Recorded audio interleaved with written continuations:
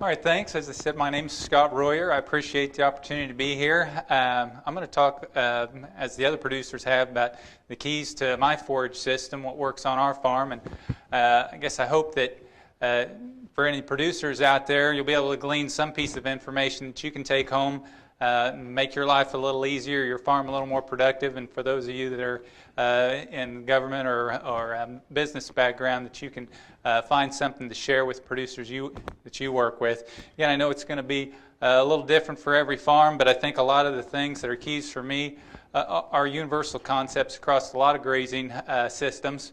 And for me, it all starts with flexibility. The things I'm going to talk about are flexibility, the grazing plan, working in sync with nature, and then we'll get down to the nuts and bolts, something that everybody, whether they've got a couple of sheep or 1,000 head of cattle, needs to deal with, and that's the water and the fence. Flexibility is at the top of the list for a reason. I wouldn't say any one of these things on the list is more important than the other, but flexibility ties into each one. So that's going to kind of be a theme as I go through this. But for us, flexibility starts with multi-species grazing. And when I say multi-species, I don't just mean on the animal side, but also on the forages that we grow. On the animal side, we're using both cattle and sheep, and different classes within the species. We use purchased calves. We contract graze some cows, and had cow-calf as well. And then on the sheep side, we'll purchase some lambs, but the majority of that is a ewe and lamb operation. So on the forage side, we like to have not any one particular forage, but a pretty diverse mix of grasses, legumes, other broadleafs, maybe even some forbs. It gives us some flexibility. If we've got a really wet spring or we're in the middle of a drought, there's likely to be something out there growing that can be grazed. And by having different animal species and different classes within that, we're likely to have something that will graze that. If I take the cattle through a wet paddock and I leave them there a little longer than I should have, and we have a flush of ragweeds, from my experience, the cows aren't going to eat that the next time through. It's kind of nice to have those sheep and know that they're going to be able to clean that up, and I've got something that's going to graze even things that are normally not desirable.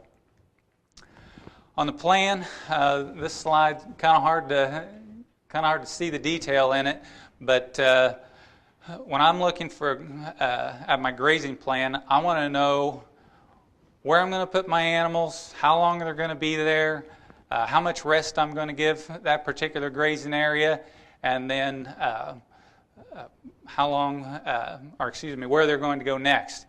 And there's a lot of different ways to do that. I've tried, keeping records in a notebook, various spreadsheet setups, laying it all out on a map. But this grazing chart that you can get from Holistic Management International has really turned out to be my favorite. You can do all those things I just said with this chart. And in addition, it has places down at the bottom where you can put in records as far as what the precipitation you've had is, or if you are giving any supplemental feed, the weight of the animals you have there, the number of the animals you have there. Additionally, if you've got a particular time coming up where you're not going to be able to manage the animals the way you typically do, for instance, for us, during the grazing season, we're usually rotating the cattle anyways once a day. We'll move them to a new grazing section every day. But I know when the county fair time comes, I'm going to be busy. I'm going to be at the fair with my boys and the rest of the family, and I might not have time to do that. I can lay my grazing system out so that they're going to be in a paddock or in an area that I'm okay not rotating that quick, that I feel like can handle that type of extra pressure leaving the animals there, and that I know it's got a good perimeter fence. I don't have to worry about them getting out and that sort of thing. So a system like this, where you can see a large chunk of the grazing season in one glance, really makes it nice. And you start stretching several of these together, it gives you a good quick glance at the productivity of different areas of pasture that you've got across your farm. Well, let's see here. Well, for some reason I've got a missing slide. That's okay though. We'll just move on. It was just to give a little bit closer up view of what that system, of what that plan looked like, and that the columns represent each day, and the rows represent various grazing areas across the farm. Moving into working with nature, you know, sometimes nature's got to hit me over the head with a hammer before I pay attention and start trying not to fight her so much. We used to calve in the middle of the winter, and we lambed in the middle of the winter because it's what we'd done for a long time. And there were some other reasons. I mean, there were some production reasons that made sense, but we've switched. You know, there's this thing we all know about called the forage growth curve. I mean, nature gives us a certain time of the year where we've got a lot more forage than others. And so we've moved our calving and our lambing to coincide with that, so that the time when our animals have the greatest need for forage, and their intake is the greatest, and their nutrient requirements are the highest, coincides with that. That alone really isn't enough for our farm to utilize that extreme change in forage. So we've also brought in outside cows. We contract graze about 100 head of dry cows, and they'll come in late April, beginning of May, and we'll graze them, take them through the same type of rotation we do the rest of our cows, generally in sometime in August. I get to set that date when they leave, but I like them to leave their fall calving group of cows, and I like them to be off of there before they start calving. It just makes the rotation super easy for me. And also, we've got plenty of time on a lot of those paddocks that they got rotated off of early to have plenty of stockpile for the animals that we're keeping on the farm year round. Now we'll get a little bit into, like I said, the nuts and bolts, stuff that everybody has to deal with. We'll start with the water. For us, our watering system long ago was just a big tank, you know, in the middle of what we called the main pasture, and so that's where everything went to drink. And we made what I considered a great upgrade when we got that automatic water that's on the left of the slide. You know, I didn't have to go out there and break ice anymore. But you know, it still wasn't very good as far as pasture utilization. And we got this one area close to the water where cattle are grazing all the time, and you've got the areas far away that the animals hardly ever reach. So now we've gone full circle, and we're using the little water tanks. We're back to water tanks, but we've got hydrants strategically located throughout the farm, and with a little bit of hose, you can dump that water and move it with our daily moves, we have to move that water tank every other day. The way it sits there, it can serve 2 paddocks. If we've got enough animals in there and it's particularly hot, we'll position it so that it needs moved every day, actually, and more animals can reach it. But it's amazing, a small tank like that, how many animals can drink from it and get sufficient water when they are in a small area. So that works out pretty good. And again, the flexibility I talked about, that gives us the ultimate in flexibility, just because you can put it anywhere you need to. Now, this time of the year, a water tank like that, you know, some hose strung across the ground, it's not going to work, so we do rely on other watering systems. We had these in place before we went back to the water tanks, and about every fence line we've got one type or another of automatic water, frost-free water, and they've got the pros and cons.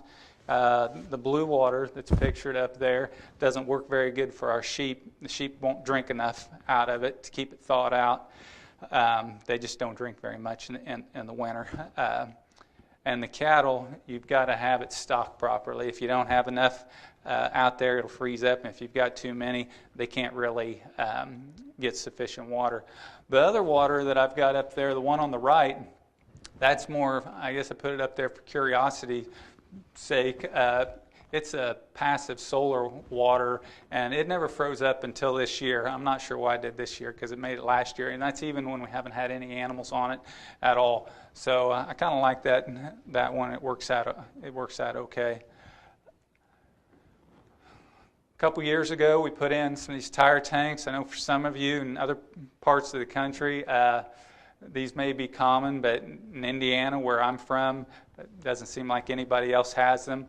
But we like them so far. Again, they don't freeze up too easily. And if we do get some particularly cold weather, you can see the float on one end of that. I'm not very good with this pointer, but regardless, you can see the float in that right picture. And on the other end of that, there's a small valve. We can open that up in the winter if it's particularly cold, get a constant flow of water that goes through that pipe. That's a drain line there, so the water can have a constant flow, not freeze up out in pretty remote areas, and it doesn't make a big muddy mess around there.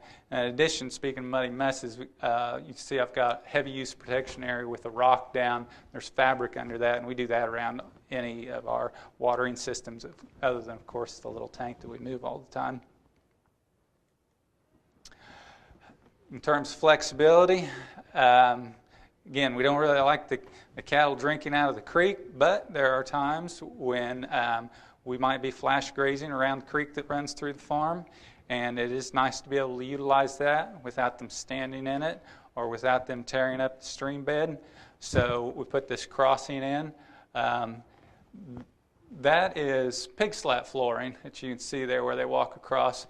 We've done some of these with heavy rock, but I really like that pig slat flooring. It's not going anywhere, and the cows walk across it easily, but they don't seem to stand on it, so that works out nice. And again, it just gives us some flexibility, and you never know when the well pump might go out and the creek's all you've got, so we try to keep our options open. On the fence, fencing really comes down to two parts, the perimeter fence and the interior fence, two totally different concepts. On the perimeter fence, that's where we made our initial focus. When the phone rings and you're worried because you know it's somebody calling that the cows are out, that's not good, and I've been there before. So we focused on the perimeter fence to start. We use either woven wire with the one offset high tensile, and that's a fairly, it's a higher gauge or thinner high tensile wire than the 12 gauge that's normally used for regular high tensile fence. And but we do also use some 7 or 8 gauge high tensile for perimeter fence as well. The thing I like about both those types of perimeter fence are they let us hook into it wherever we want and have a place to put a hot wire and subdivide our pastures anywhere on the perimeter. And then on our interior fence, I'm not a big proponent, I guess, of permanent subdivisions throughout the farm. Again, I like flexibility, and I don't know next year or next month, for that matter, exactly what the weather conditions are going to be. I might decide I want my animals to be in a tighter stock density, or I might have more animals next year and want those fences in completely different areas. So my interior fencing really comes down to 3 things: the wire, or the poly wire, the reel, and the post. And for the reel, this is a picture of the type of reel that I like. I've used about every type there is. I like the idea of that electric one, though. That's pretty slick. This is a geared reel, so every turn I make with the handle, that bobbin or spool turns 3 times. Again, if you make it fast and easy, you're more likely to follow through. So all this is about making it fast and easy, so I'll actually go and do the work, and it'll be more enjoyable. The little hook that is hanging on the fence, I'm going to bring that back up here in a little bit, so take notice of that. On our post, I like the poly step-in posts with clips at various heights. They're lightweight. They go in the ground easy. Again, we have sheep and cattle, and those posts give us flexibility so that we can put wires at different heights or multiple wires if we're grazing sheep. I mean, cattle are pretty simple, really. You either put it in the top or the second to top. As long as it's hot, they're going to stay. Sheep, they're a little more ornery, but we do the best we can with them. Another important thing on that clip, I like one that I can get that wire in and out with one hand. That way, if you've got a bundle of posts, or you're carrying the reel, or you've got to answer the cell phone, you're not fighting that wire trying to get it in and out, and again, it just makes it faster and more easy. The other type of post we use is the pigtail post, and I used to carry around a T-post, a driver, a few extra insulators, throw that all on the four-wheeler, and if I wanted to tie in, you can see how I've got a poly wire going one way, and then I've decided to subdivide that pasture further. Well, that pigtail post serves as my corner post, end post, round sharp curves, and it's amazing how much pull you can put on those. If you tried that with a plastic post, it'd all just come down. So that works out really nice. Plus, I've got my electrical connection made there, the way I've wrapped that wire without carrying around an extra clip. There's the clip I was talking about, alligator clip, and I'll use those sometimes. But again, I'm all for minimizing what I need to carry. And that hook I told you to remember that the reel hangs by, sometimes I'll just put a little slack in the wire, wrap it around that, and hang it on the hot wire. And that works out pretty good. But if you're having your best friend, your wife, help you move the fence, make sure you warn them to just grab by the insulated portion of the handle. Otherwise, you might have a hard time getting help next time. I put this image in there. This is some turnips a few years ago in the middle of the winter. You can see I set the wire down lower because sheep, if they're trained to it, are less likely to jump than they are to go over. But there's one sheep in the back you can see that did go ahead and get across. But a good perimeter fence, so that's okay. So those are the keys that work for us, and I appreciate the opportunity to share it with you. Thanks.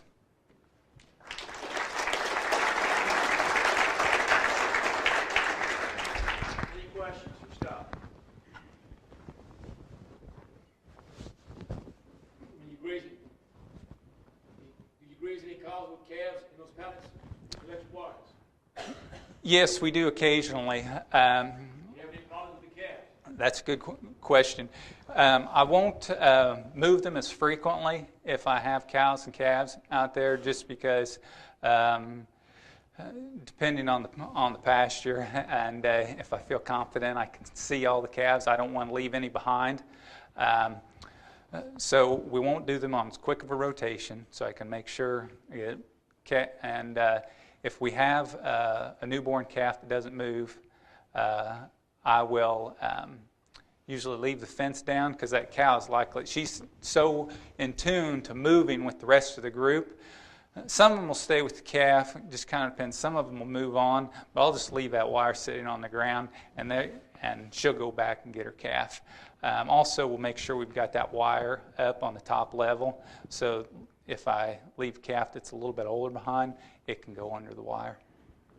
But that's a big part of why on the contract grazed cows, I wanted dry cows. Any other questions? How many groups of animals do you manage on one given tract of land at a time? Well, that's a good question. We've tried to minimize it. I used to have all these different groups of animals I thought I needed to have, and now we usually don't have more than 2 groups of animals. We try to group them together as much as we can and manage for the most needy group that's in there, the ones with the highest nutrient needs. And so we base our move and the size of the area we're giving them on that. But again, it comes down to, you don't want to burn yourself out. You don't want to be too hard on yourself. And we tried leader-follower systems. You've got twice as much fence. You end up, for every extra group you have, it's that much less rest you're giving each particular paddock. So we try to group them up as much as we can. One more question. The young lady in the back, I believe. It was kind of related about how you speak about how the decision-making, integrating sheep and cow, the order of grazing, how that integrates with the rest of grazing the grass. Yeah. And we'll try to run sheep and cattle together, and we do some grass finishing on some beef. We direct market about all of our animals. So we've got some that have some pretty high nutrient needs and some that don't, but we'll keep them together and to the extent possible. Again, the sheep, sometimes I won't keep the sheep with the cattle if they're just too much trouble as far as getting out of the poly wire. We've tried netting and some other fencing options for the sheep, but none of it's near as quick and easy as a single reel of wire the cow take. But like I said, having the sheep in there still gives us some flexibility as far as management of the pastures and keeping them balanced. Because I've seen pastures where if I just run the cattle through there for several years in a row, it starts getting out of balance. And if I move the sheep back in, we start seeing a better balance in the forage mix. Yeah, sometimes even a third, but that gets a little cumbersome. A second wire lower to the sheep will definitely help, but again, sometimes that's not possible just due to the height of the forage. Or it may be possible, but it's a little burdensome. But definitely, I found with the sheep, you would think they would just hop over it, and they may eventually, but they're definitely, if they're trained to it first, that's the key with the sheep. You have to train them to the wire with it really hot, and then set the wire low because they'll be afraid to jump over it more than they will be to try to squirt under it. And so you keep it lower even with the cows in there? Yeah.